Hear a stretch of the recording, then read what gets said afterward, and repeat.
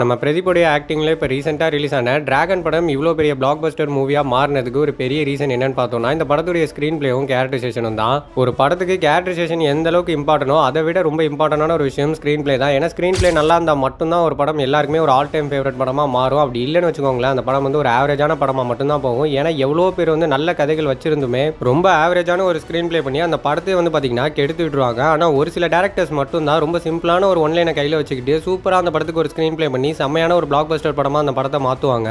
So அதுக்கு ஒரு எக்ஸாம்பிளாக ஒரு படத்தை சொல்லலாம் அப்படின்னா பாஸ் என்கிற பாஸ்கரனை சொல்லலாம். ஏன்னா இந்த படத்துடைய ஒன்லைன் பொறுத்த வரைக்கும் ரொம்ப சிம்பிளான ஒரு ஒன்லைன் தான். வேலை வெட்டிக்கே போகாமல் அரியர் வச்சுட்டு வெட்டியாக சுற்றிட்டு இருக்கிற ஒரு ஆள் வந்து ஒரு பொண்ணை லவ் பண்ணுறாரு. அந்த பொண்ணுடைய வீட்டில் வேலை வெட்டிக்கே போகாத ஒரு பையனுக்கு நான் எப்படி என் பொண்ணை கல்யாணம் பண்ணி கொடுக்க முடியுன்ற மாதிரி கேட்குறாங்க.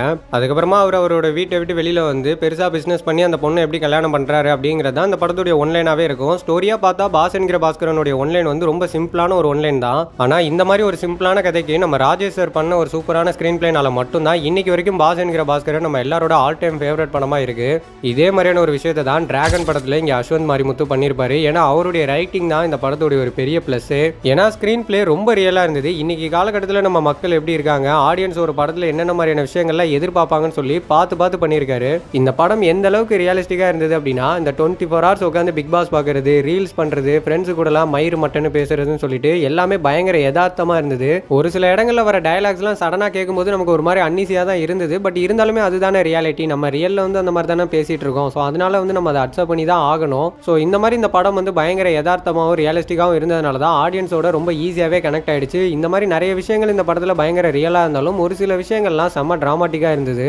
அதுலேயும் குறிப்பாக இன்ஜினியரிங் படிச்சுட்டு அதில் 48 அரியர் வேற வச்சு அதை ஒரே செம்மில் கிளியர் பண்ணுறது அப்படிங்கிறதெல்லாம் நினச்சி கூட பார்க்க முடியாத ஒரு விஷயம். ஆனால் அப்படிப்பட்ட விஷயத்தையுமே அஸ்வந்த் மாரிமுத்து செம்ம ரியலிஸ்டிக்காகவும் நம்பும்படியாகவும் காமிச்சிருப்பாரு.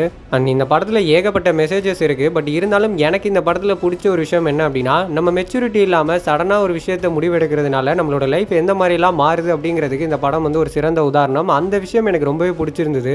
ஏன்னா இந்த படத்தில் அந்த ராகவன் கேரக்டர் எடுத்த ஒரு தப்பான முடிவு மூலிமா தன்னோட லைஃப்பில் வந்து நிறைய விஷயங்களை அனுபவிச்சிருப்பாரு. ஒரு இடத்துல வந்து பார்த்தீங்கன்னா அனுப்பமா கிட்ட ஒரு முக்கியமான விஷயத்தை வந்து சொல்லியிருப்பாரு. அதாவது நீ என்னை விட்டுட்டு போனதுக்கு அப்புறமா நான் உன்னை நினச்சி ஃபீல் பண்ணிட்டு இருக்காம இந்த 48 அரியரி முடிச்சிருந்தனால எனக்கு இந்த பிரச்சனையெல்லாம் வந்திருக்காதுன்ற மாதிரி சொல்லுவார். ஆக்சுவலாக அந்த இடத்துலையுமே அவர் யோசிச்ச விதம் வந்து தப்பு தான். அனுப்பமா கேரக்டர் வந்து அவரை பிரேக்கப் பண்ணதும் தப்பு கிடையாது, இவர் அவங்கள நினச்சி ஃபீல் பண்ணதும் தப்பு கிடையாது. இந்த ஒட்டுமொத்த படத்துலையுமே அந்த ராகவன் கேரக்டர் பண்ண ஒரு பெரிய தப்பு என்ன அப்படின்னா இவர் ஸ்கூல் படிக்கும்போது ஒரு பொண்ணுக்கிட்ட லவ் ப்ரப்போஸ் பண்ணியிருப்பாரு. ஸோ அந்த பொண்ணு வந்து பார்த்தீங்கன்னா எனக்கு குட் பாய்ஸை விட பேட் பாய்ஸ் தான் பிடிக்கும் அப்படின்ற மாதிரி ஒரு விஷயத்த சொல்லியிருக்கோம். அந்த பொண்ணு அப்படி சொன்னதுக்கப்புறமா தான் டி ராகவனாக இருந்த இவர் டிராகனாகவே மாறுவார். ஒருவேளை அந்த இடத்துல அந்த பொண்ணு அந்த மாதிரி சொல்லும்போது பொடி மயிராயின்னு சொல்லிட்டு அதை பற்றிலாம் அவர் ஃபீலே பண்ணாமல் அவரோட ஸ்டடீஸ்லேயே கான்சென்ட்ரேட் பண்ணியிருந்தார் அப்படின்னாலே கண்டிப்பாக இவர் 48 அரியரை வந்து காலேஜில் வச்சிருந்திருக்கவே மாட்டார். காலேஜில் எந்த அரியரும் வைக்காமல் இருந்திருந்தாலே அவரோட லைஃப் வந்து ரொம்ப நல்லா இருந்திருக்கும். ஸோ இதை தான் வந்து மெச்சூரிட்டி லெவல்னு வந்து சொல்லுவாங்க. நம்மளுமே நம்மளோட ஸ்கூல் லைஃப்பில் வந்து பார்த்தீங்கன்னா பெருசாக நமக்குலாம் மெச்சூரிட்டி இருந்திருக்காது. ஏதோ ஒரு இடத்துல நம்ம சடனாக ஒரு தப்பான முடிவு எடுக்கிறதுனால நம்மளோட லைஃபே வந்து டோட்டலாக கொலாப்ஸ் ஆகிடுது. ஸோ அந்த ராகவன் கேரக்டர் ஸ்கூலில் எடுக்கிற ஒரு தப்பான டிசிஷனால அவரோட காலேஜ் லைஃப் பாதிக்கப்படுது. காலேஜில் அவர் பண்ணுற தப்புனால அவரோட லைஃபே வந்து பார்த்தீங்கன்னா டோட்டலாக கொலாப்ஸ் ஆகுது. ஏன்னா ரியாலிட்டியில் நம்மள நிறைய பேருக்குமே இந்த மாதிரியான விஷயங்கள்லாம் நடந்திருக்கும். நம்மளுமே நிறைய பேர் யோசிச்சிருப்போம், ஸ்கூலில் இந்த மாதிரிலாம் இருந்திருக்கலாமே, காலேஜில் இதெல்லாம் பண்ணாமல் இருந்திருக்கலாமேன்னு சொல்லிட்டுலாம் வேலைக்கு போகிற டயத்தில் உட்காந்து யோசிச்சுட்டு இருப்போம். ஸோ ஒரு பக்கம் இந்த படத்தில் ஸ்க்ரீன் பிளே பயங்கரமாக இருக்குது அப்படின்னா இன்னொரு பக்கம் கேரக்டரைசேஷன். இந்த படத்தில் வந்து எந்த ஒரு கேரக்டருமே இந்த படத்துக்கு தேவையில்லாத கேரக்டர்னு நம்மளால் வந்து சொல்லவே முடியாது. படத்தில் ஒரு 10-15 கேரக்டர் வருது. அந்த 10-15 கேரக்டருக்குமே ஏதாவது ஒரு சீனில் செம்மையான இம்பார்ட்டன்ஸ் வந்து கொடுத்துருக்காங்க. அண்ட் ஒரு படம் எமோஷனலாக ஆடியன்ஸ்க்கு கனெக்ட் ஆகணும் அப்படின்னா ஸ்க்ரீன் பிளே கேரக்டரைசேஷன்லாம் தாண்டி பேக்ரவுண்ட் ஸ்கோருங்கிறது ஒரு படத்துக்கு ரொம்ப இம்பார்ட்டன்ட். ஸோ இந்த படத்தில் வந்து எல்லா பேக்ரவுண்ட் ஸ்கோருமே ரொம்ப சூப்பராக இருந்தது.